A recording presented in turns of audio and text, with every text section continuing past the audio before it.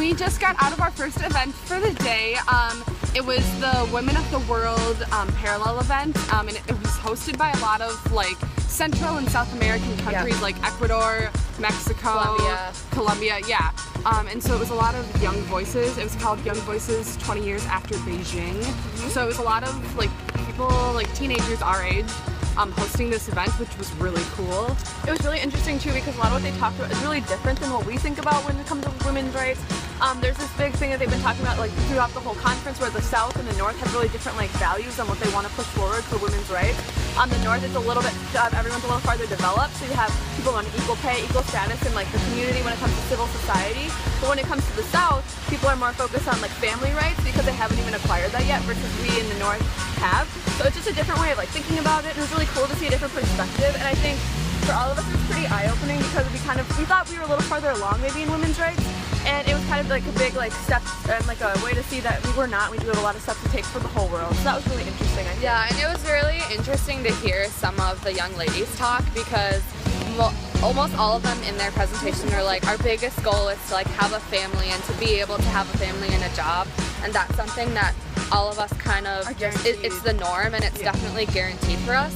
And so I think that we've never thought about that before, and how that's like what they're fighting for, and we're so past that we all want to like come to a conclusion, but we're so like there's a lot of distance between us. Yeah, it was very interesting. Yep. So we're just gonna keep pushing along on this very rainy Saturday. We're going to the next event we're going to is women's voices in like Muslim women's voices, and talking about like feminism and where they are for equality from their perspective. Yeah. So yeah, we're really excited for that. We're hoping to stay somewhat dry.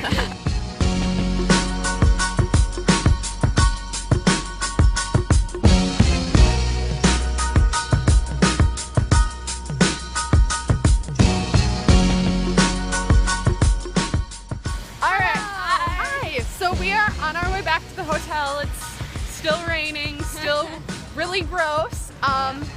We got out of the like Muslim feminism parallel event, and it was really cool.